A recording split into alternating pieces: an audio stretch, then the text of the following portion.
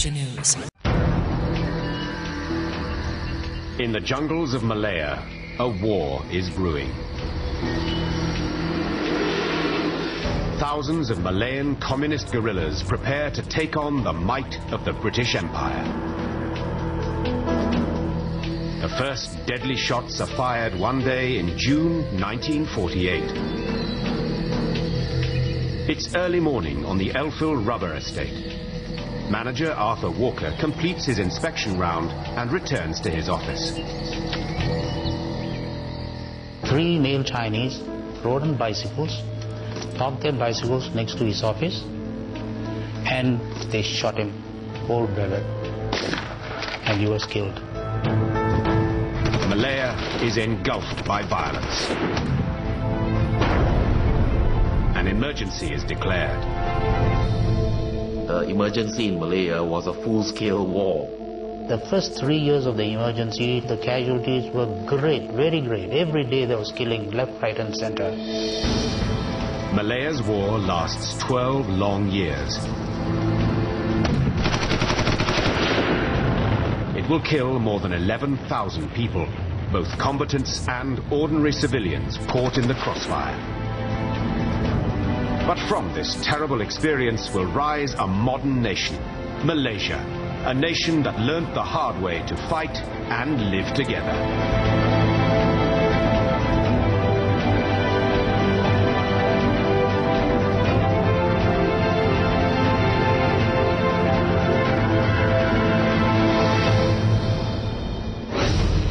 Kuala Lumpur, the capital city of modern Malaysia, is a vibrant and diverse metropolis. The city is a rich mix of different peoples and cultures brought together by their history.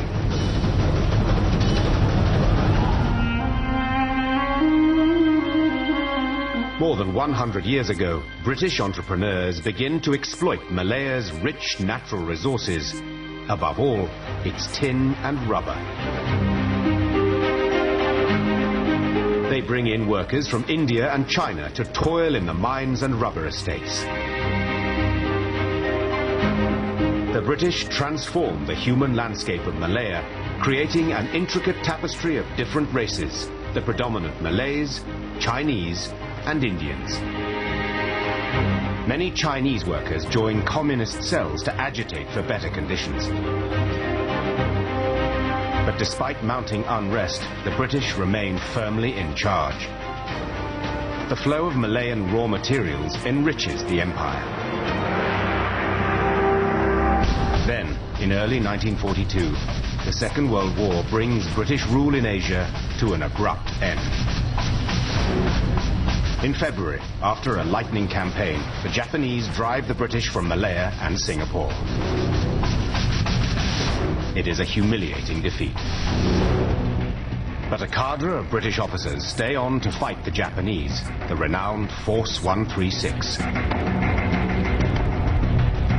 Hidden in the jungle, the British recruit small units of Malayans and train them to harass the Japanese and prepare for liberation.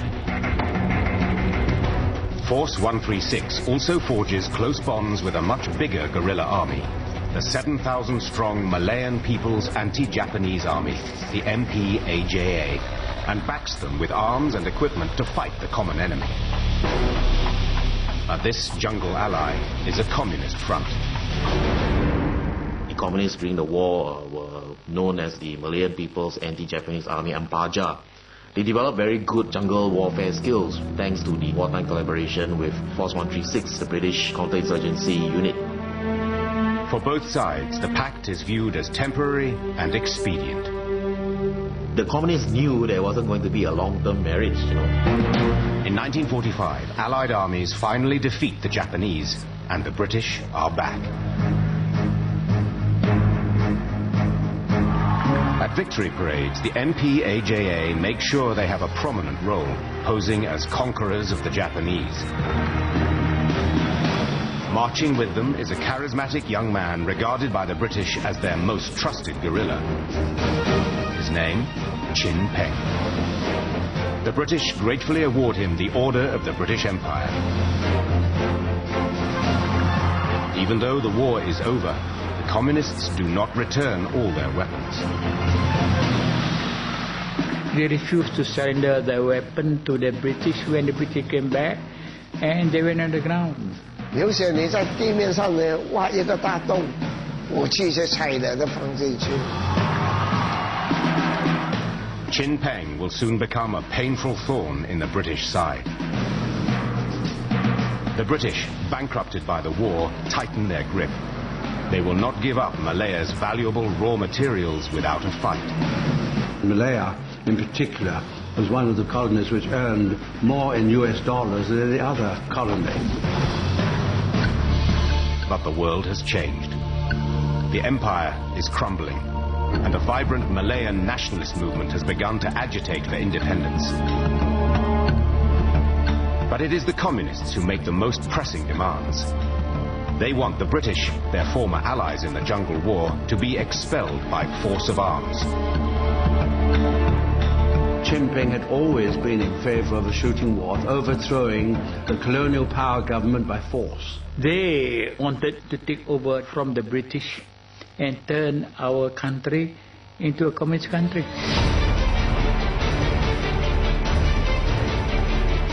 To begin with, the Malayan Communist Party instigates a wave of strikes directed at Malaya's mines and plantations, the backbone of the economy. Anak air kita banyak biji, banyak emas, banyak timah, banyak kayu raya. Semua ini harta kita belaka. Ha? Dia ambil daripada situ bawa ke England. Kita tujuan lawan orang putih. Asal jatuh orang putih. Ha. Everywhere you have strike, every state, every big town, workers will support strike because strike means we will drive out the British, and when the British leave, we will run the country ourselves. In 1947, there are more than 300 strikes and paralyzing labor disputes. They had control of the labor unions, and it gave the British authorities a lot of problems. As strikes and disruption spread, the man in charge, British High Commissioner Sir Edward Gent, comes under intense pressure. The powerful planters and mine owners accuse him of weakness, of failing to govern effectively. Then, events take a sudden turn for the worse. Communist firebrands, frustrated by lack of progress, decide to ramp up the struggle and unleash a murderous new campaign. In a single day, communist gangs shoot dead 3 British planters. High Commissioner Gent finally takes resolute action. He declares an emergency. Murder, panic, pillage, arson. Malaya was engulfed in a life and death struggle. Communist terrorists from their jungle hideouts struck at Malaya's basic industries, intimidated labor, destroyed factories and machinery, wrecked communications, and murdered all those who dared defy. It is, to all intents and purposes, a declaration of war. But the British cunningly call it an emergency, so that the planters and mine owners can continue to make insurance claims, usually refused in wartime. Actually, a smart idea. Don't call it a war. Call it an emergency, so you can actually collect on the insurance due because of damage to property and all that sort of thing. The sudden escalation takes even the communist leadership by surprise. But Chin Peng reacts swiftly and returns to the jungle to prepare his men. 整个生命都不要抛开家里了，就这样去跟他打过。他讲打日本是3年0.8个月。 The British brand these young men and women as rebels, bandits, gangsters. They are called communist terrorists, or CTs. But they are a formidable force. Using skills learned from the British, communist leader Chin Peng sends some 5,000 recruits, organized in highly disciplined battalions, to key locations, ready to strike.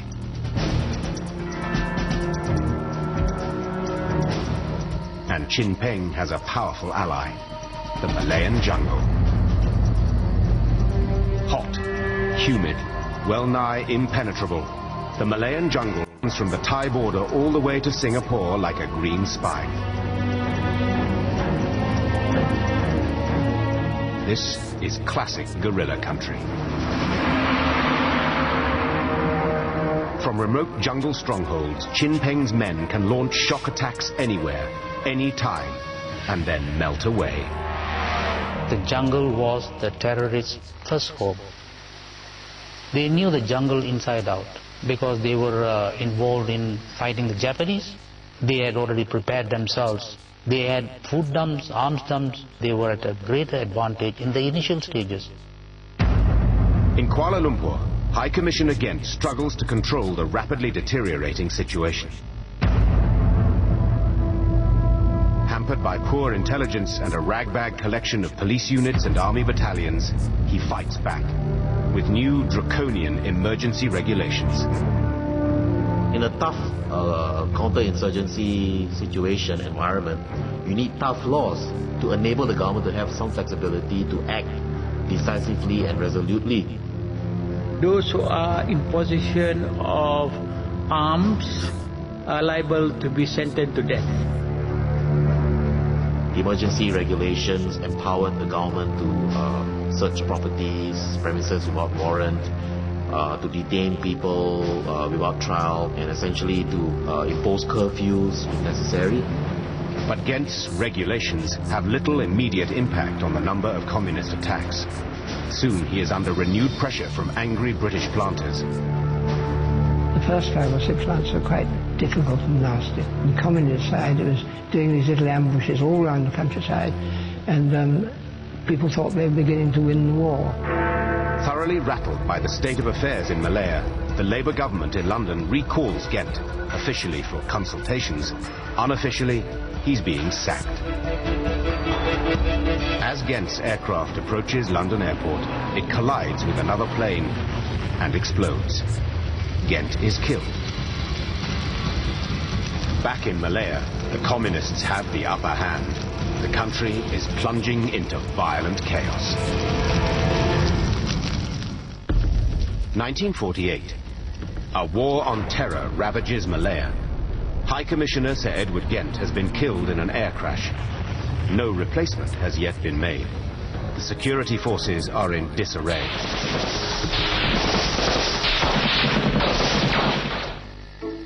On the front line, it is the powerful British planters and mine owners who now seize the initiative. Instead of being cowed by the communist attacks, they are spoiling for a fight. Their theory was, we kill some of the planters and all will be frightened. The planters will rush off back to UK so that the economy of Malaya will drop. But it was just the reverse. When they started attacking, mostly the British planters and the locals got together and rearmed themselves. As the communist insurgency worsens, the planters demand reinforcements. The government in London turns to police units that have recently been withdrawn from Palestine. One of the first to arrive is Sergeant Gus Fletcher, and he hits the ground running. They wanted 500 ex-Palestine police quickly to go. So I wrote to the Colonial Office, and in very short time, I was whipped up to London, given a very quick interview, and off I go with the first plane load to Malaya. We were on the plane for 2.5 days. Finally, and thankfully, Singapore slid under our wings and we landed. And then onto the train to Kuala Lumpur. We were in action as we arrived. We rushed out to an estate being shot up and burnt. And we picked up a dead body. We came back. Hours later, it was now 3 a.m. Before we can even get to bed, another one. We go off to a different direction, another estate. For Gus Fletcher, it's a shocking baptism of fire, and it seems as if the communists are running rings round the government forces.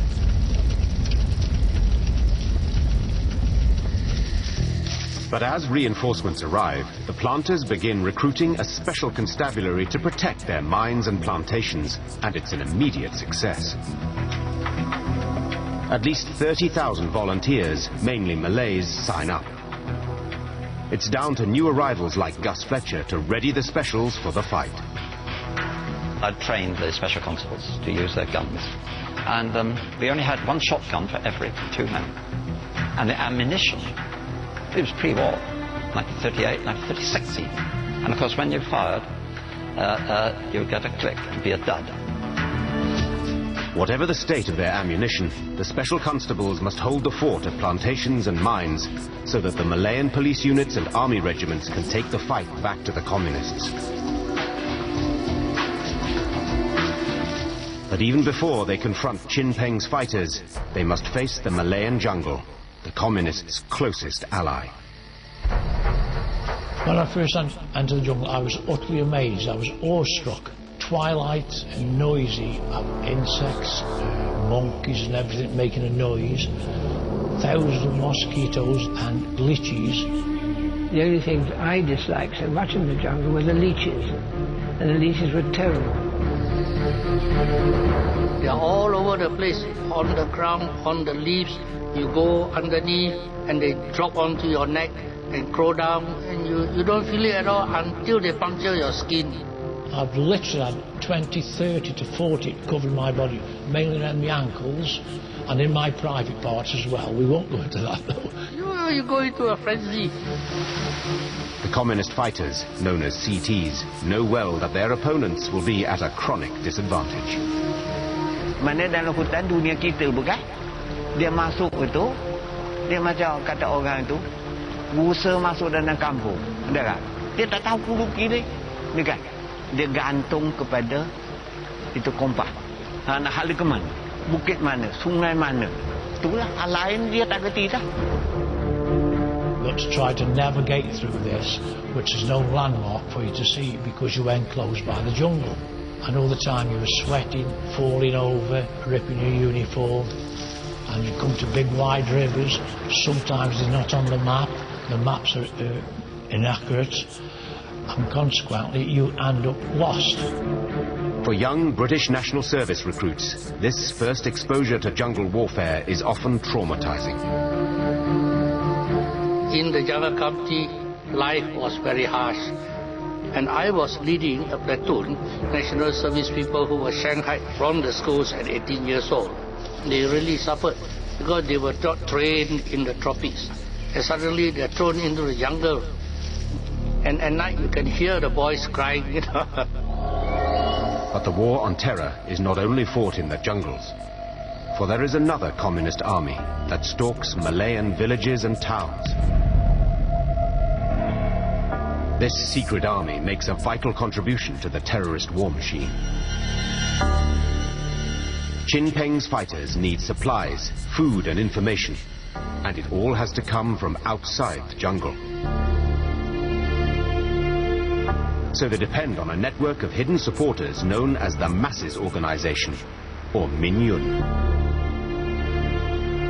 In everyday life, a member of the Min Yun could be a teacher or waiter, a government worker or office clerk. But for their communist masters, they must act as couriers, spies and saboteurs. The Min Yun is very important. They are the silent group who were the eyes, ears of the communists.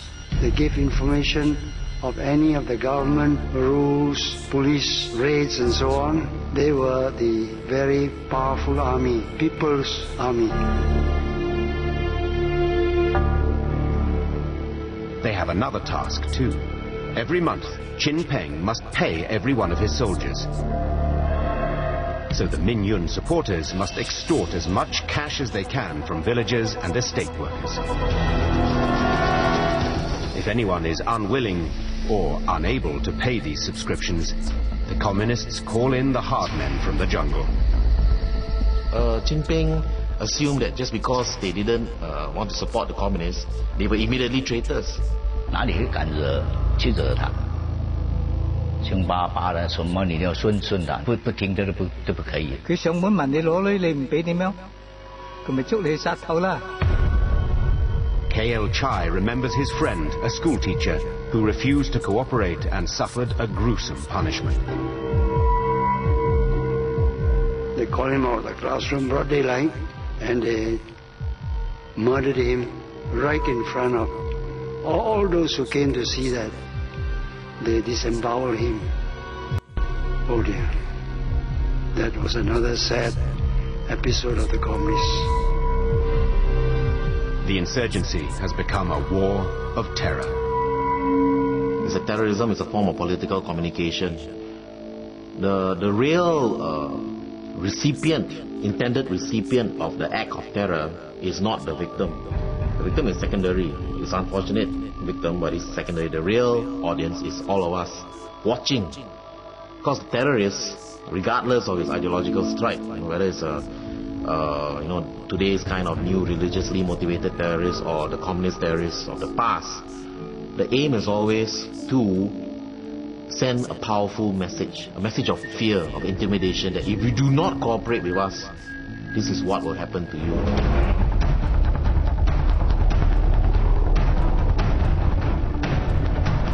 As this campaign of terror escalates, the British look for a way to tackle the Minh Yuen. But there's a big problem. They are secretive, faceless. So a new plan is hatched to create a national register of Malayans. Now, every man, woman and child over 12 must possess an identity card with a photograph and thumbprint. Anyone without an identity card, an IC, is instantly suspect. National registration policy was actually very good psychological warfare, because it really made the communists worried. They wanted to remain incognito. They didn't want to be identified. But if you didn't go out and get identified, then people immediately start suspecting you. So it was a really smart move. Teams of civil servants and photographers spread out across Malaya, armed with cameras and fingerprint pads. It soon proves to be a hazardous job. It was quite a dangerous job, because all photographers who take pictures of these civilians and so on, many were taken away by the communists in the dead of the night. They were tortured and then left dead. For the communists, registration poses a threat to their secretive war, so they fight back. Their aim, to sabotage the registration campaign. 他出登记卡呢，他就妨碍很大。没有登记卡，我们自由啊。他不懂得哪一个马工，他出来登记卡呢，没有的他就可以抓你。将他手马工呢，他就实行没收，到处乡村去把他登记卡没收掉。A favorite communist tactic is to target the buses. They used to stop the buses, collect all the ICs and burn them.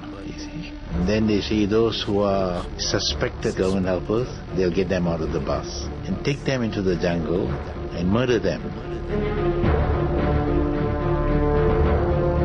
In September 1948, as the violence escalates, the British government finally appoint a new High Commissioner, another veteran of Palestine, Sir Henry Gurney. As he takes up his post at King's House in Kuala Lumpur, Gurney faces a seemingly unwinnable war against a ruthless and determined foe. The Malayan people are demoralized and afraid. It's high time for a radical new approach to crush Chin Peng's campaign of terror.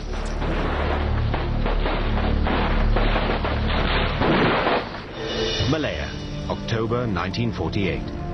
The new British High Commissioner, Sir Henry Gurney, has arrived to find a war on terror that is close to defeat. In 6 months, the communists have launched 1,274 attacks and killed more than 300 innocent civilians. As soon as he digests this desperate state of affairs, Gurney turns to London and demands reinforcements to fight the communists. To back up the Malay regiment, Gurkhas from Nepal, as well as troops from East Africa, Fiji, Australia and New Zealand arrive in Malaya.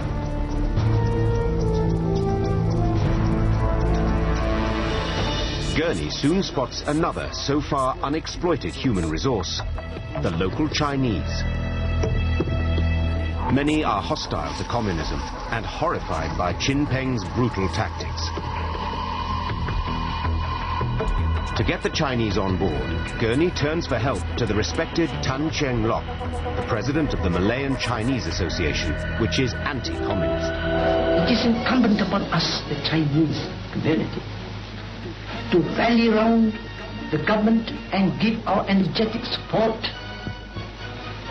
to make a success of this mobilization. One of the first to answer Tan Cheng Lok's call is a young man called Yuen Leng. I was training with British soldiers, British police officers, who were all big-sized. And I'm so short and thin. And every morning we used to do physical training, throwing logs from one shoulder to the other shoulder. And my God, being the shortest there, the weight comes on you. I almost died, but I survived. Yuen also trained alongside Malay and Indian recruits. This is how the comradeship built up, because of the threat of common danger. When the shooting starts, you don't care what race you are. No? You find that your friend is pinned down by heavy fire, and you're okay, you've got a good defensive position. You open fire so that you can crawl somewhere else. And he does the same thing for you. So you save each other. Soon, Yuen will come face to face with the communist guerrillas. More than 90% are Chinese, like him. So when the emergency started, the British knew that they couldn't deal with the problem, which is essentially Chinese, unless they brought in more Chinese. That's how suddenly there was an influx of a lot of Chinese. In the meantime, High Commissioner Gurney receives disturbing reports from the central Malayan state of Pahang.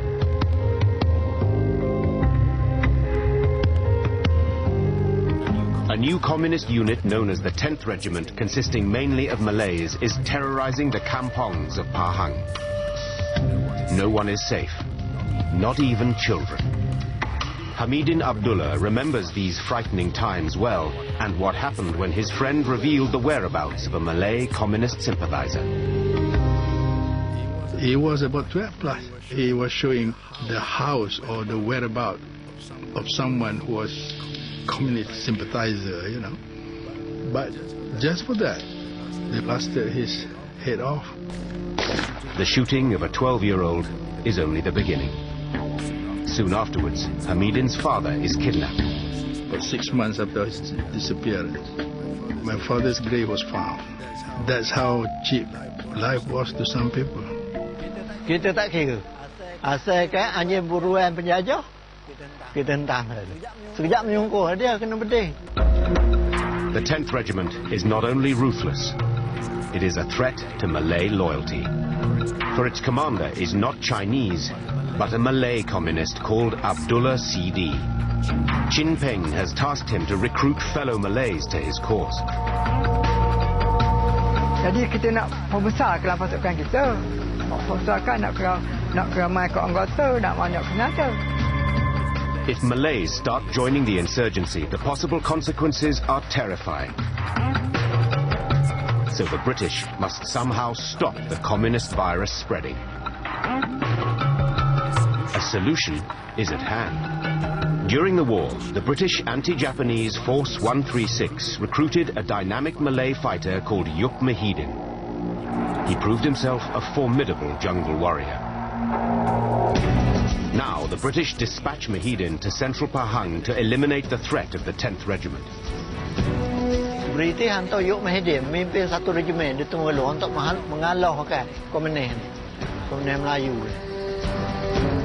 Leading a band of dedicated and highly trained jungle fighters, Mahidin routs the 10th Regiment, and Abdullah CD flees into exile. The threat to Malay loyalty is neutralized. It's a tremendous victory for Mahidin, who is appointed the deputy head of a new Home Guard unit that eventually numbers 350,000 men and women. But still, Chin Peng's communist guerrillas keep up their relentless onslaught. 80 terrorists strike Simpang Tiga, near Ipoh. They burn the entire village. 1,000 villagers are made homeless. 2 weeks later, communist insurgents target a police station in Bukit Kepong. The heroic siege that follows will become a legend of the war. The attack starts before dawn as 180 communists surround the station. Police Commander J.J. Raj was in charge of the police district and knew the station officers well. They opened fire, you see. For about 2 hours, the firing was going on, and the police fired back. There was this Sergeant Jamil. I think he himself was wounded. On his left, right and center, policemen were killed. Behind him, the wives and children were screaming. See? Suddenly, a bugle sounds, and the guns fall silent. A communist approaches the camp and demands surrender. But the Malay Police Sergeant Jamil spurns their offer. Suddenly, Jamil and one or two others shouted back, "We will never surrender." They said no. They challenged the communists. Fight, let's fight, you see. And the fight continued. The communists hurl a barrage of petrol bombs, and the police station erupts in flames. 25 people die in the inferno, including women and children. I have never come across anyone as brave as these people. They didn't fight for money, they didn't fight for medals, didn't fight anything. It is just a matter of my religion, my family, and my responsibility. They were there. Faced with such relentless violence and an enemy that shows no mercy even to children, High Commissioner Gurney urgently demands backup. It arrives in the shape of a no-nonsense, battle-hardened Lieutenant General called Harold Briggs. Briggs launches a new plan that will transform the landscape of Malaya. Malaya, 1950. The British are fighting a war on terror against a guerrilla army led by Peng, determined to establish a communist republic of Malaya. His guerrilla fighters attack at will, striking anywhere, at any time. Since the beginning of the emergency, the communists have launched 2,716 attacks and killed nearly 700 innocent civilians. On the British side, the new Director of Operations, Lieutenant General Harold Briggs, comes up with an ambitious master plan to smash the communist war machine. To get food, money and information, Peng's fighters rely on Chinese squatters who live in shanty villages located on jungle fringes and so are vulnerable to exploitation by the communists. Their numbers increased dramatically during the Japanese occupation. Briggs decides to target the communists indirectly by severing their links to the squatters. We have more than 600,000 squatters all over Malaya, and we are accusing them of helping the communists. Give them protection, bring them together, and you will find that they will stop helping the communists. Briggs' idea is to move every one of these squatters to newly built resettlement villages, built on land provided by the Malay sultans. In theory, these villages will protect the squatters, cutting them off from the communists. Briggs must work fast. So hundreds of security units race across Malaya to prepare the squatters' exodus, whether they want to move or not.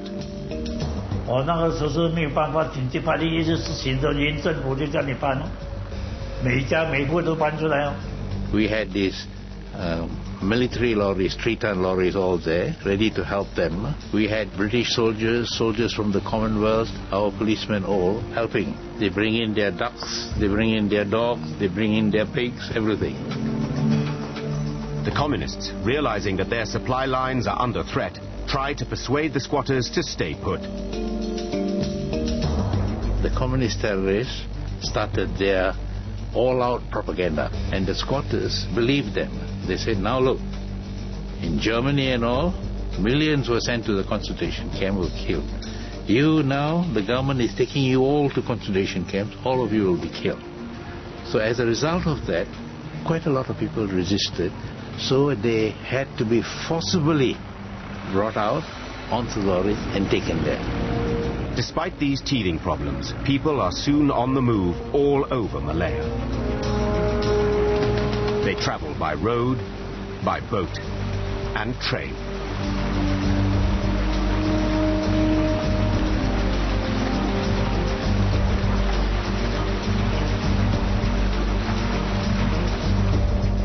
In In just a few months, tens of thousands of Chinese Malayans have been moved.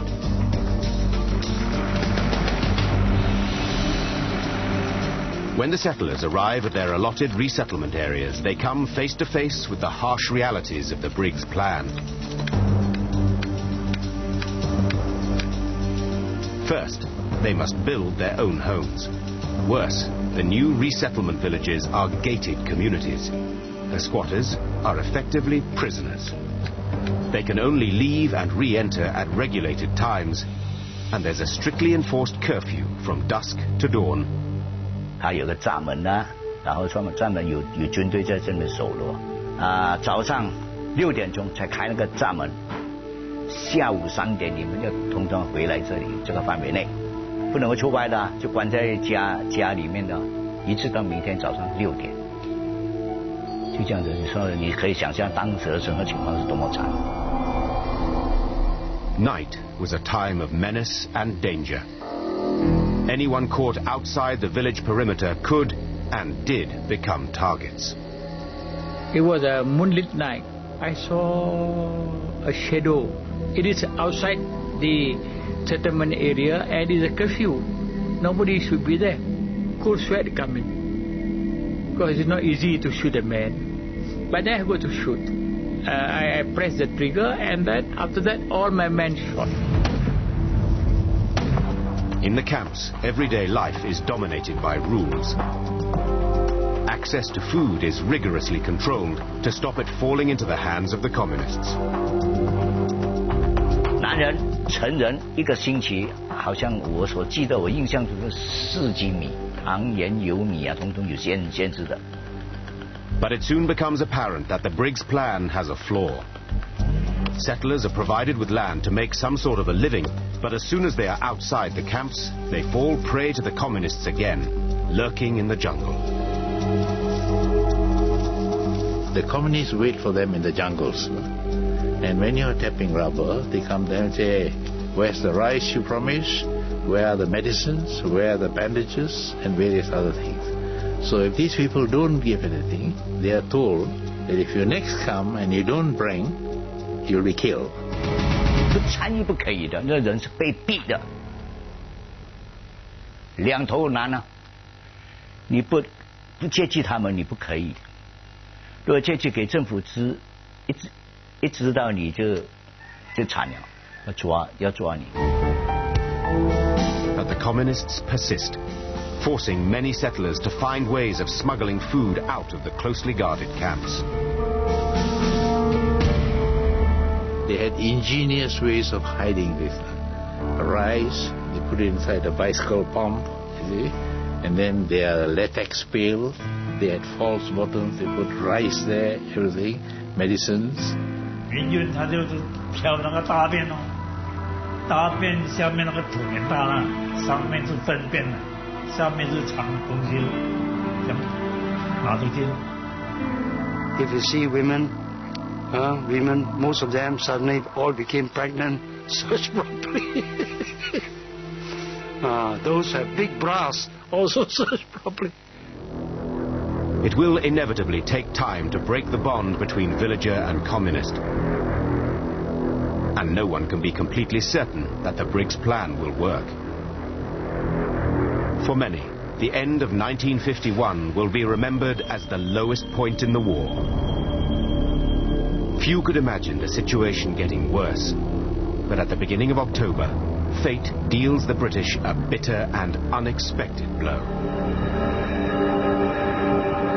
On the 6th of October 1951, communist terrorists led by an especially brutal commander called Siu Ma wait on the winding road leading to Fraser's Hill, a hill station.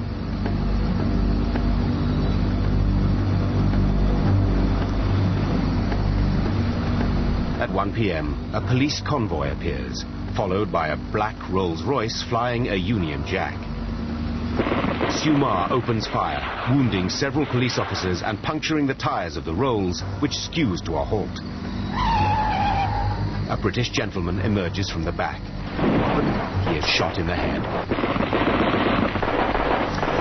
Siu Ma orders his men to escape. He has no idea that he has killed the British High Commissioner, Sir Henry Gurney. As the news spreads, the British are in shock. The head of the British colonial government had been killed by the communists. You know, my God, it would shake anybody up. After Gurney's murder, the morale slumped among the local population as well as the British. Oh, we are very sad. The whole country was shocked. 大家很高兴哦，你大的没有了，那个小的都没有作用了，那个大的指挥都不灵，小的都指挥不到。 As the communists rejoice, the British war on terror faces its worst crisis yet. Malaya, 1951. The British High Commissioner Sir Henry Gurney has been assassinated. That year alone has seen over 6,000 attacks, and civilian casualties have risen to over 1,800. Harold Briggs, architect of the Briggs Plan, leaves Malaya, ill and disillusioned. The war on communist terror is in crisis. But the British cannot afford to lose face. They must hunt down Gurney's assassins and bring them to justice. Attention immediately focuses on the Chinese town of Truss, just 30 kilometers from Fraser's Hill, where Gurney was killed. Truss already has a bad reputation. Many skirmishes have been fought with communists in the town or nearby. You always felt that Truss was hostile. It struck me that not only the men and women, but even the children, even the dogs, looked at me in a hostile way when I went through Truss. Then, British police intercept a communist courier with a cache of letters. They turn out to be messages sent to Truss residents by the gang that killed Gurney. It looks like the smoking gun. So a decision is made to punish Truss. All 2,000 inhabitants will be moved to a detention camp. British security forces descend on the town. 乱的是很乱啊，但是你也不可以不离开嘛，不离開他就抓你了咯。啊，如果你是認真不走啊，他可以幫槍打我們咯。早一兩日有同我哋講咗嘅，要將我哋再去怡保嗰邊嘅，即係講我哋要出嘅時候，只係你可以拎得幾多嘢，你就可以拎咯，唔可以再翻頭嚟攞咯。 The people of Truss will not return to their homes for 7 long years. The punishment of Truss is a turning point. It signals a new, more aggressive phase of the British war on terror. The driving force is the new British Prime Minister, Winston Churchill. He understands that the Malayan crisis is a key front in the global struggle against communism. Churchill demands a ruthless response and warns what happens in Malaya will have a profound influence on the rest of the world.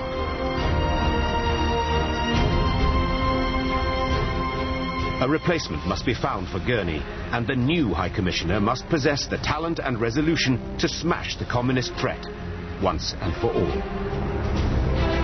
Churchill appoints a tough-minded veteran of the Second World War, Sir Gerald Templer.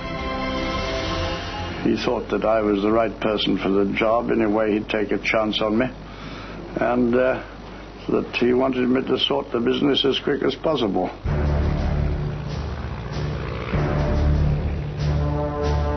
Templer has no previous Asian experience, but he is widely admired as an original strategic thinker, a human dynamo with a fondness for ripe language. Churchill fuses the role of High Commissioner and Director of Operations, giving Templer decisive new powers, the right tools for a hard job. He will be the Supremo, a virtual dictator. He was the man who controlled everything. He was a generalissimo dictator, and he knew his part and played it very well.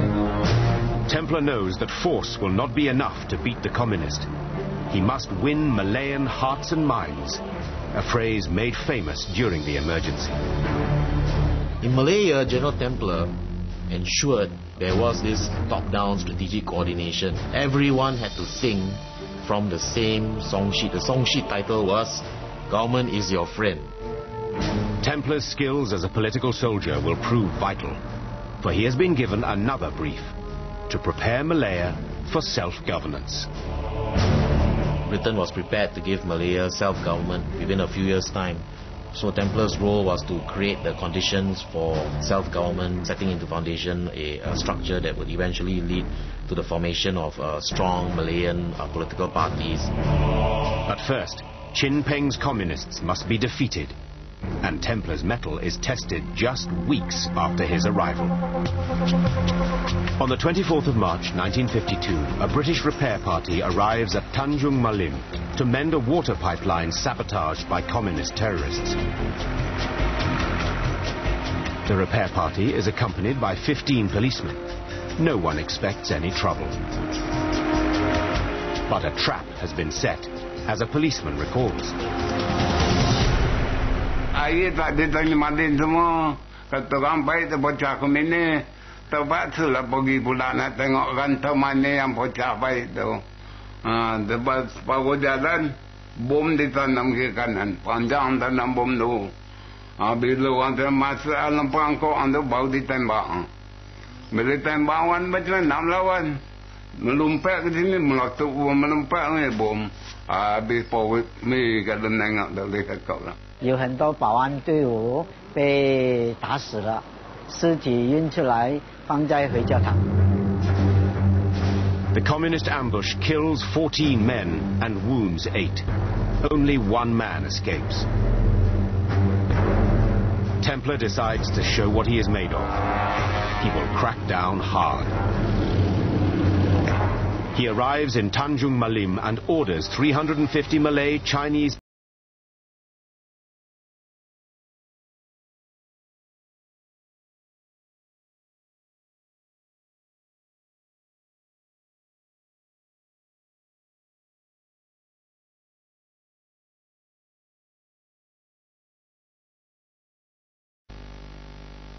He announces a curfew and food rationing. The rice ration is cut to less than half. He says, "It doesn't amuse me to punish innocent people, but many of you are not innocent. You have information which you are too cowardly to give." The curfew was 22 hours. The people can only go out between 12 and 2. It was a very drastic measure. 戒严的时候，丹永马林的居民呢，相当困难。 Kerja tak boleh, ke mana pun tak boleh. Begitulah undang-undang Templer. 2 weeks later, Templer orders Stage 2. The British distribute leaflets demanding information about local communists. Every adult must complete a form detailing everything they know. The completed, unsigned documents are collected in sealed boxes and sent directly to Templer's headquarters.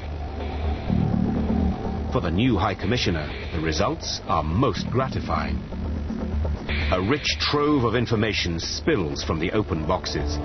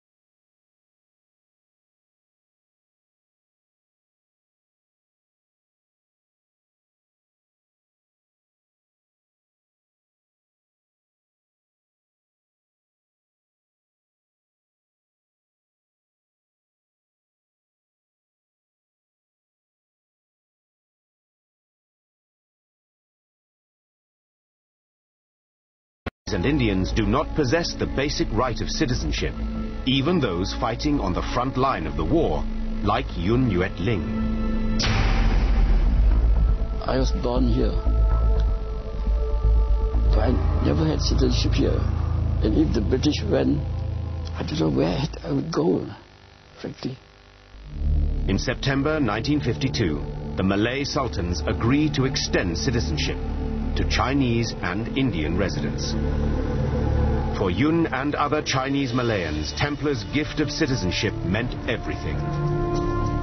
That had very, very positive impact on the Chinese population. The capstone in Templer's Hearts and Minds master plan is to launch a public relations campaign, Operation Service, demonstrating that the police are public servants dedicated to protecting law-abiding Malayans of all races. Ready to serve, that was the slogan of the police in Operation Service. The whole idea being build a relationship with the population. National morale perceptibly rises. There is a new sense of purpose and greater confidence in the government.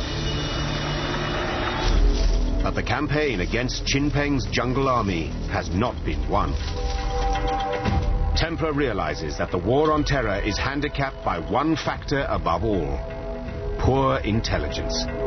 We had not grasped the fact that you cannot do a jungle war without intelligence. So Templer sets about reforming Malaya's inept special branch so that it can become the vanguard in the war on terror. Malaya, 1952. The arrival of a dynamic new High Commissioner, Sir Gerald Templer, has re-energized the war on terror. Spearheading the battle will be Malaya's intelligence service, Special Branch. General Templer had a background in intelligence, and he knew that in a counter-insurgency campaign, you needed good intelligence to ensure that the police and the military were able to eliminate the real bad hats amongst the wider population of innocents. Intelligence was very critical. Special Branch is tasked with collecting intelligence. Without good intelligence, you will never be able to look for the enemy and plan and defeat the enemy. Templer orders Special Branch to target the communist leadership. They must decapitate the insurgent forces. Sources of information would be, of course, agents and informers, which a Special Branch would use, and also the analysis of captured communist documents. And slowly from that sort of information, they would build up the hierarchical structure of the Communist Party from the very beginning, one by one. For Special Branch, nothing is off limits. You knew absolutely everything about the person. What his habits were, did he smoke, what his sex life was like, who his girlfriends were, everything we could possibly think of. In this intelligence war, the perilous task of gathering information will fall to Asian officers. They must be the eyes and ears of Special Branch. White Europeans will be the backroom boys. It was not possible for them to go down on the ground. They would stick out like a sore thumb. So the brunt of collecting intelligence and working on the ground rested with the Chinese officers. As the saying goes, you need a thief to catch a thief. Special Branch launched their campaign by striking Chin Peng's all-important communications network. Communist couriers, usually on bicycles, crisscross Malaya, carrying messages from one remote fighting unit to another, often located hundreds of miles away. Chin Peng uses this jungle network to coordinate attacks all over Malaya. The Communist Party of Malaya has used couriers in the jungle. They operated from one unit to another, carrying messages, and there'll be jungle letterboxes where they deposit those messages to be picked up later on by the second leg of the courier trail. The couriers transmit a vast quantity of secret information. Messages are often written in tiny Chinese characters on rolled-up paper slips, which usually require a magnifying glass to read. Messages are usually rolled up very finely, sometimes so fine that it's the size of a toothpick only. The communist couriers hide their messages in fruit or a tube of toothpaste or on their bicycles. Gulung halus-halus. Halus-halus gulung. Masuk dalam itu bersika di lubang. Tu boleh hantarlah. Sampai sana, kita ada asyarat pula. Special branch officers realize that if they can break this network, they will access a rich source of data and, they hope, cripple the communist fighting machine. Language skills are essential, and British police officers like Gus Fletcher are sent on crash courses in Chinese. It was a very tough course because it was one teacher, one pupil throughout the course. You couldn't sit at the back of the class and doze off. A Confucian monk taught us. He couldn't speak a word of English. Lovely old man. Lei Yinghong, who wore a gown and hands in his sleeves and little cloth shoes and a Confucian beard down to here. Lovely. To tap into the courier system, special branch officers must turn the couriers. In other words, persuade them to come over to the government side, along with their precious messages. Our penetration of the courier system was very good. And once the couriers have been turned, special branch agents can use them to track down the communist hideouts. When a courier surrendered, it was a good thing. He would take it to a camp and then you could attack it.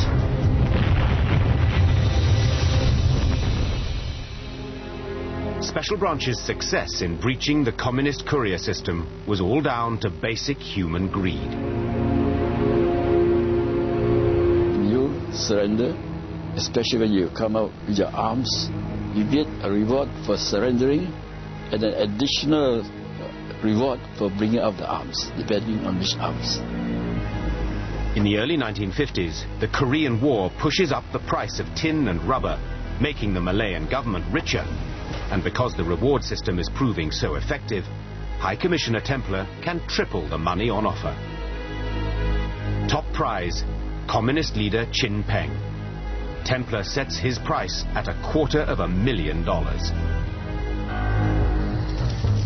Some feel queasy about the system, but no one disputes that it works very well. And it wasn't just the humble couriers who start taking money. Many communist fighters, exhausted by years of hardship, begin to sell out their comrades. 政府每时每刻都做这一套的，叫你出来，我给你大屋，给你汽车，但是也会有个别软脚啊，他们不能坚持，这个就是他机会。 Those communists who couldn't resist such enticements would then be pumped for information by special branch interrogators like Leon Comber. They often used to listen or take part in interrogation of those people, and once they'd settled down and they'd had coffee and they saw that they weren't going to be beaten up, they were quite happy to reveal a tremendous amount of information about their comrades and what they'd been doing, and about the location of communist camps and the location of courier routes through the jungle. Depending on the information he or she supplies to us, if they produce results, then the payment is dependent on the ranks of those we either capture or we kill. Now, captures normally the reward is double than that of a kill, because a live body is more important to us than a dead body. Rewards are not the only weapon in the British arsenal. The Malayan emergency is also a battle of ideas, so an ambitious propaganda campaign is devised. The British shrewdly turn to a Chinese Malayan who knows the enemy mind inside out. His name is CC2. Like Chin Peng, he has been schooled by the British in the black arts of psychological warfare, or PSYOPs. CC2 is a very interesting guy because he had both an English and a Chinese education. He had learned the principles of psychological warfare from the British. But he had something the British did not have, a good understanding of the language and a good understanding of how the communist mind worked, because he knew them very well. He almost joined them. He knew how they thought. By now, the Royal Air Force is playing a crucial role in Britain's war on terror. So propaganda mastermind CC2 prints millions of propaganda leaflets and launches an aerial paper barrage deep inside Chin Peng's jungle strongholds.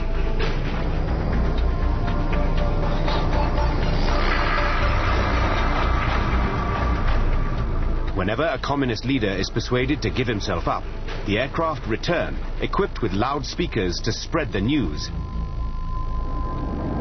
Your leader has surrendered. Why are you still in the jungle? But the hardcore communist leadership are not impressed. 因为他用飞机去广播，我们讲狗叫机又来了，他就一直在天上叫，那喊屁我们都不管，他丢下那些什么啊，我们看了能拿来烧。The RAF does not only drop paper leaflets. Special Branch coordinate devastating bombing raids aimed at the insurgents' jungle camps. The bomber pilots need to pinpoint their targets as accurately as possible. And in Malaya's immense jungles, this is no easy task. Special Branch come up with an ingenious, high-tech solution. In their jungle camps, Chin Peng's fighters rely on radios to listen in to the worldwide communist networks. But if they need new batteries or a set repaired, they must come down to the towns. By setting up a network of informants, Special Branch manages to get hold of a few communist radios and secretly insert their own special gift. So when they asked for a wireless set, we would get hold of our people in Kale, put a little false valve into it, which gave a signal. We'll alert the aeroplanes, and we'd take a signal flying over. Then we'd have a ground vehicle, which would do it from the ground as well. Where they crossed, that was where the wireless was being played, and we could then bomb. The radio raid is a spectacular success.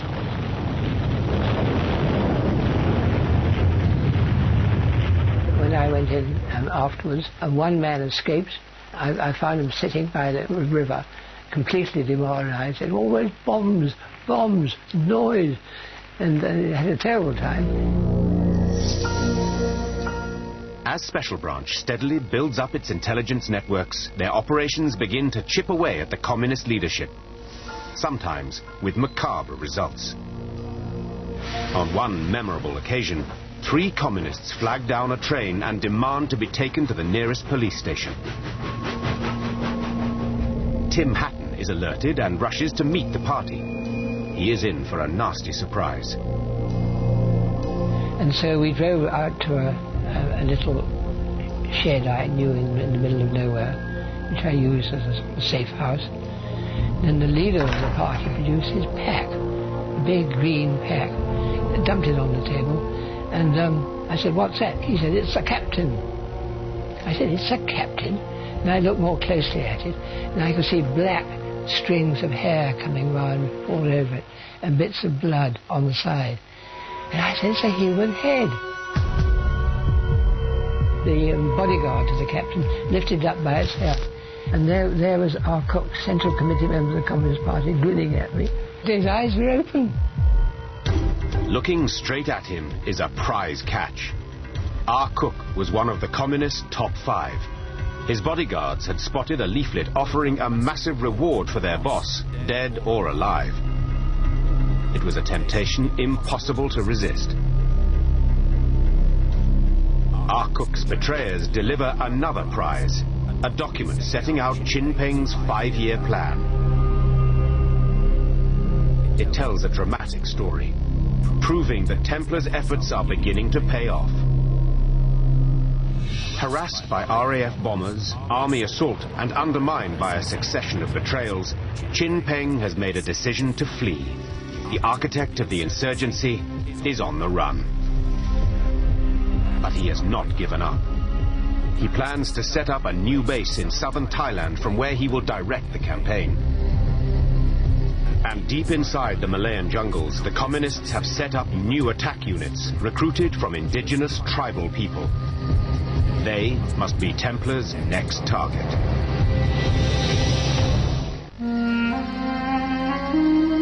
Deep within Malaya's jungles live thousands of Aboriginal people. They are called Orang Asli. It means original people. During the Japanese occupation, British Insurgency Unit Force 136 and its communist allies depended on the Orang Asli, tapping their survival skills and matchless knowledge of the deep forests.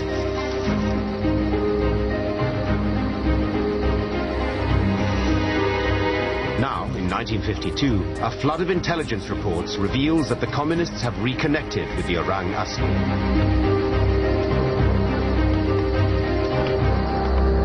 Hutan itu dunia dia, kampung dia.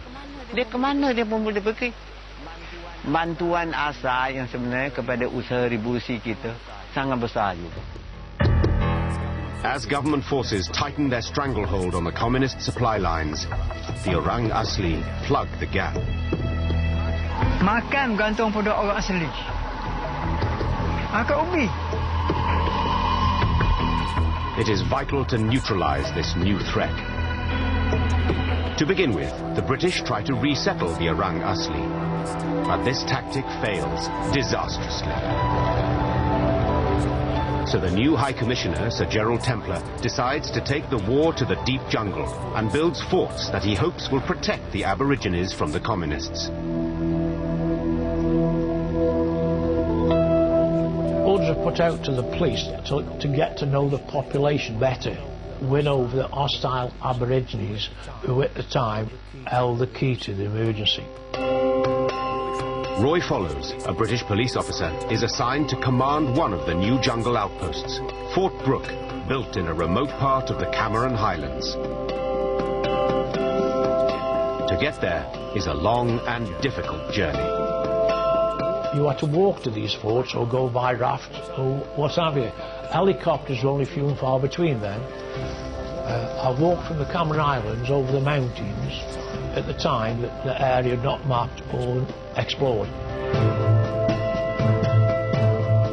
Fort Brooke was 2,500 feet high, surrounded by barbed wire.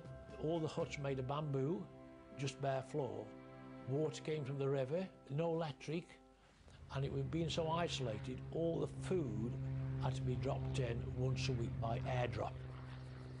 Like the new villages, these jungle forts must fulfill two very different roles. They are police strongholds, strategic bases for patrolling deep into the jungle.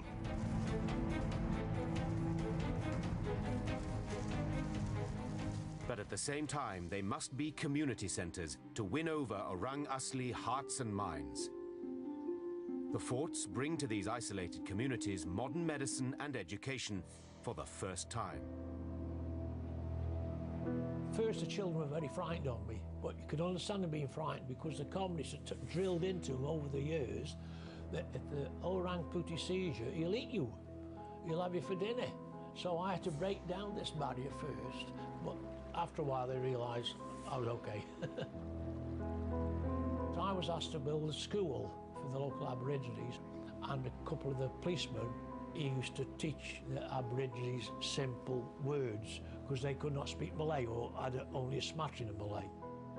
They had such a culture shock. I remember once I had contacted a tribe who'd never seen a European before, and they came into the fort, and I happened to put my radio on, and when they heard a voice coming from this box, they were terrified and ran away. The British feed and educate the Orang Asli, but they also need them to join the war on terror as combatants. A special Orang Asli militia is formed, called Senoi Praaq, Man of War. Senoi Praaq ni makna dia orang perang. Kami orang asli ni bila kami melawan tu, baik kami pakai sumpit, baik kami pakai lembing ke, bila melawan tak sedar diri. Sampai habis biar nyawa meninggal pun tak apa. Itu adat kami orang asli lah. Trained by the British SAS, the Senoi Praaq strike hard at the communists in the deep jungles.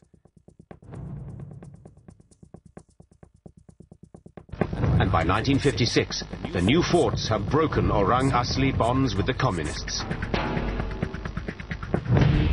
All over Malaya, Templer's surge is at last turning the tide of the war. The communist leadership has been decimated, and Peng himself is in Thailand. The British step up the pressure on these hardcore communist brigades holding out inside Malaya. By that time, the security situation had greatly improved, and so the people remaining in the jungle, in the communist ranks, were essentially the very hardcore. They needed to be starved into submission. They survive only thanks to supplies of rice from some of the Chinese resettlement villages. The solution is radical but down to earth. Instead of supplying villagers with raw rice, the new village authorities will cook it first. The strategy is called central cooking. 他怀疑你们在怎么情况之下来接济他们队长，后来他出了一招，米不能跟让你们自己煮，把一个大锅饭啊，全村人到时到后那个煮好了，在那个一个集中那个地方，你们去拿那个饭。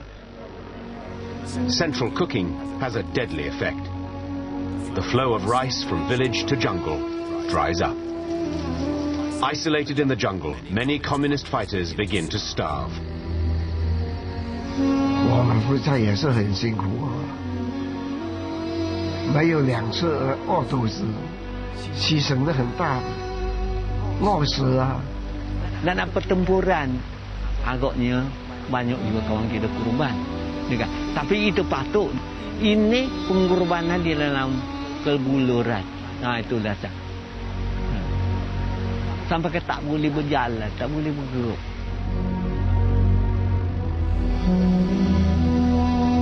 Saya makan kayu. Buah dan puyuk gebuh. Gebuh tak mau umput, makan-makan. Cuba itu. Itu yang pahit betul lah, bukan bohong lah.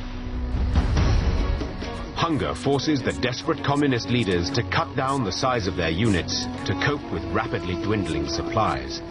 在那个时候呢，我们人员也减少，就可以在那边维持，所以影响到我们大部队啊，不能够集中在一起，这样变成打仗的力量啊削弱了。With the communists on the run, the British make sure that ordinary Malayans know that the emergency is being won, that the communists need no longer be feared. To ram the point home, security forces put on display communists killed in firefights, the fruits of victory. Even school children are not spared these grisly exhibitions, as teacher Ted Miles recalls. On the way to school, we had to walk by the police station, and often we would see the bodies of dead communists lying on the ground in front of the police station. They would be brought in by helicopter and spread out, I suppose for identification purposes to start with, but it always was a stark reminder that there was a war going on.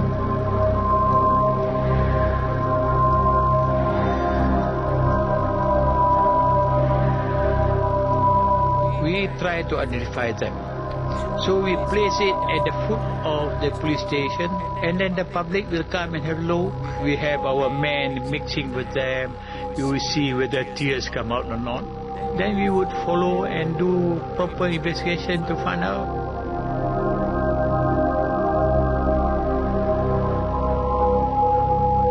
Malaya has endured 5 years of undeclared war, the emergency. Now Sir Gerald Templer must prepare war-weary Malaya for a new challenge, independence.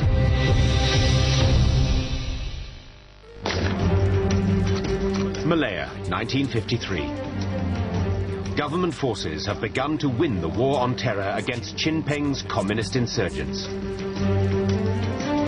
Now, the High Commissioner Sir Gerald Templer must turn his attention to the challenge of independence. But to move forward on the political front, the British must prove that they at last have made Malaya safe.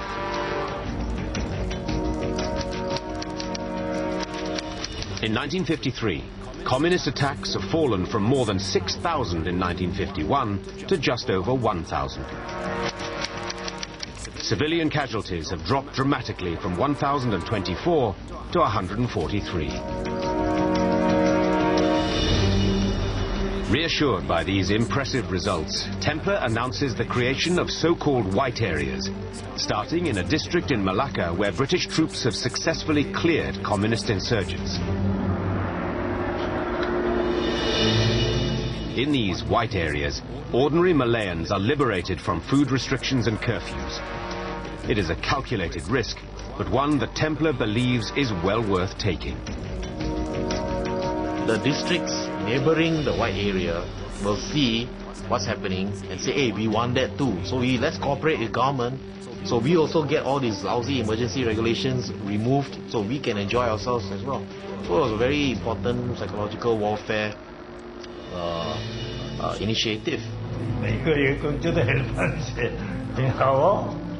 吃进不必跟他那张监禁什么都不用，也没有 curfew 了啊。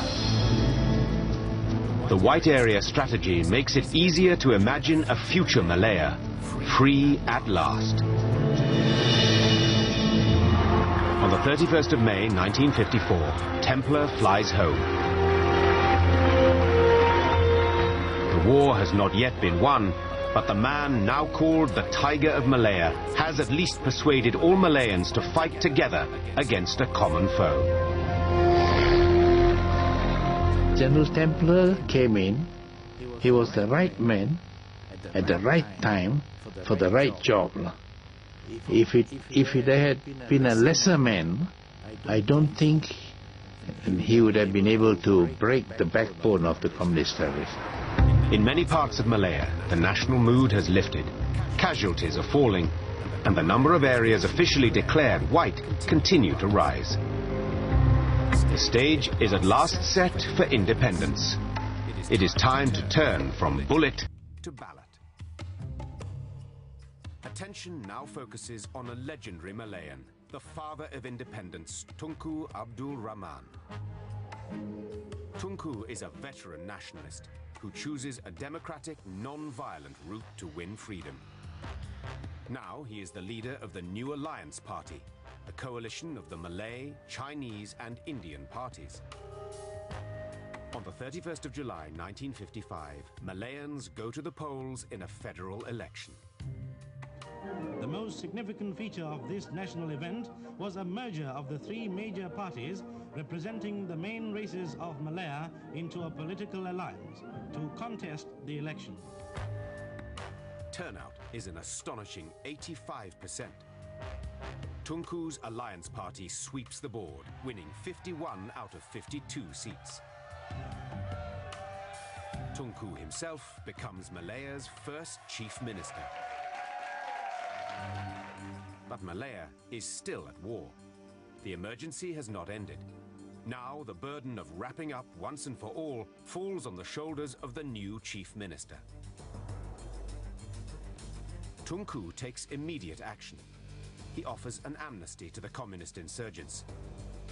Throw down your arms, or you will miss out on independence. Soon, word comes from Thailand. The notorious communist leader Peng wants to talk.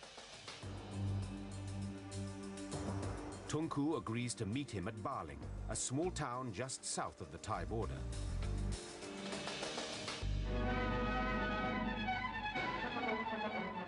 Hopes ran high, not only among the Baling townsfolk, but among all the people of Malaya, that by some miracle the communists would repent of the evil they had done and surrender for the good of the country. All necks craned for a glimpse of the #1 terrorist. There he is, that's him. Peng, directly responsible for a brutal 7-year campaign of murder and terrorism against the ordinary people of Malaya. If you look at him, you wouldn't think that he would be the villain that he was. And when we talked to him, as man to man, he seemed to be very gentlemanly in his conduct. And so we had one whole day talking to one another on the terms. Peng offers Tunku peace, but in return he demands that the Communist Party must be officially recognized, and he proposes only to lay aside his weapons, not to disarm. He has come to negotiate, not surrender. It is the words that came from his mouth which I could never forget to the end of my day. He said, as between you and I, he said, you are anti-communist, I am a communist. There can never be coexistence. I will always carry on with my communist activities. Behind the scenes, the British are anxious that Tunku may give in. But he stands firm, and at noon the following day, the talks break down irrevocably. Peng goes back to the jungle. He will fight on. 谢我们无罪，意思要放下武器投降。那我们坚决做不到，打到一个人都要打。我们就这里一条了，就是真的打到底了，打到合理承认马共。 Tunku returns to Kuala Lumpur without a peace deal, but the independence train is unstoppable. And on the 31st of August 1957, Tunku joyously proclaims that Malaya is a free nation at last. Merdeka! Merdeka! I will never forget the word Merdeka shouted by Tunku. And we felt that we are a different country now, we are free. On the very same day, Tunku withdraws his amnesty offer to the communists, and in their jungle camps, Peng's foot soldiers denounce him for selling out. Merdeka waktu itu bukan merdeka tak sesungguh habis segala-galanya tak. Dia merdeka setengah separuh. Dipegang oleh British juga waktu itu. Di belakangnya ada sokongan British lagi, tak cukup lagi. Tunku already achieved the independence, so what are you guys still doing, you know? What are you still fighting for? You are going against the Malayan nation. Then when we got independent, they still fight us. So where's the logic, you know? 这样的独立来讲，权力还是在人家的手，还是英军准是10多万军队还在那个时候。 As the cheering fades, Malayans must face up to the reality that these hardcore communists, battered though they are, remain resolute. Special Branch Officer Yuen Leng knows he cannot yet hand in his badge. I never thought about independence when it actually happened because I was busy collecting intelligence. Day and night I was working. For the security forces, there is unfinished business. It is time to launch Operation Ginger. In 1957, Malayans have little time to enjoy independence. The emergency has not ended, and the war goes on. So, in January 1958, the new Malayan government unleash what they hope will be the final offensive to break the communists for good and track down the man who murdered High Commissioner Sir Henry Gurney. It is called Operation Ginger, and it will make use of the black arts of secrecy and deception, codenamed Q-Ops. Special branch officers will masquerade as communist insurgents to penetrate the last jungle camps.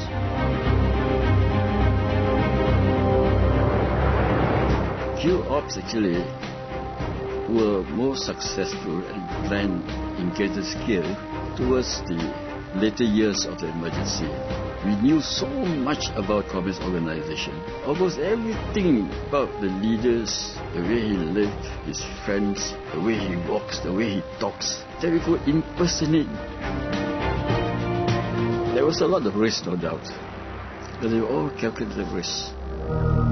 Top of the list for the Q-Ops men is Hugh Ma, the communist who led the team that killed Sir Henry Gurney, the High Commissioner. They have narrowed the hunt to an area near Ipoh. But Hugh Ma has slipped through the special branch net countless times. Then his luck runs out. One of his bodyguards spots a pamphlet offering a reward for his boss, dead or alive.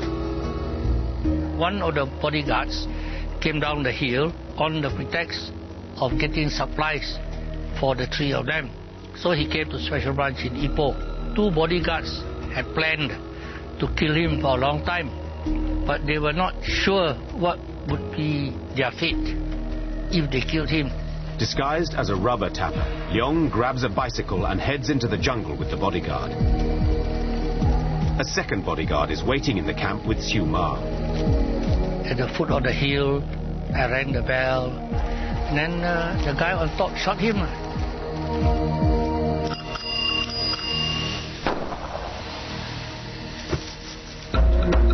The announcement that the notorious Siu Ma has been killed is a triumphant climax to Operation Ginger. By 1960, hundreds of die-hard communists have given themselves up. Attacks have virtually ceased. Most importantly, Special Branch is able to report to the new Malayan government that all the communist commanders have fled to Thailand. It seems that the war is at last over. It is time to proclaim to the world that Malaya is at peace.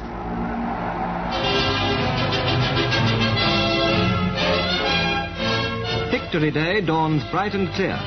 The focus is on the federal capital, where celebrations begin with the arrival of His Majesty for the big parade. On this triumphant morning, Malayans of all races are gathered not merely to watch the massive review. With gratitude and pride, they come in their thousands to pay tribute to the men who bore the brunt of battle.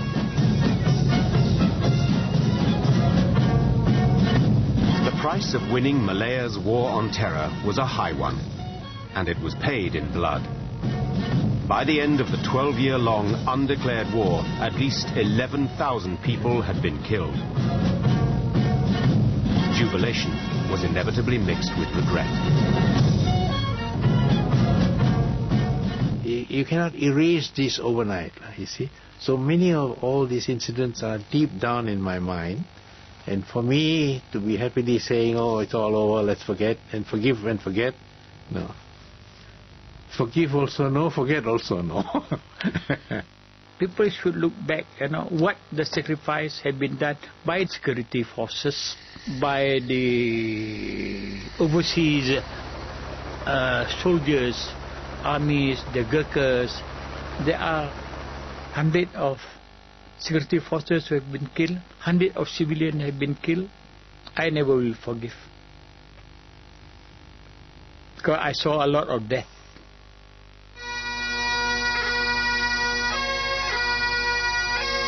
And 50 years later, this sense of loss has still not diminished.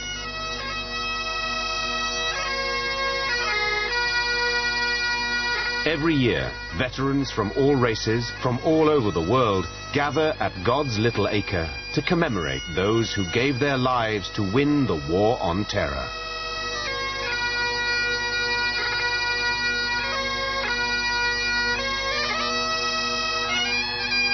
During the emergency, I did everything I did the way I did, taking all the risks and everything, because I believed that there was no solution except to form a multiracial nation.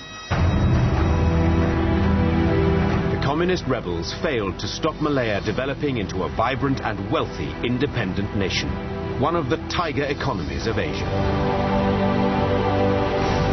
Today, Malaysia remains a diverse and challenging society. But the harsh experience of the emergency, the undeclared war, provided an education in putting differences aside and working together in pursuit of a common goal. The emergency was the crucible of freedom.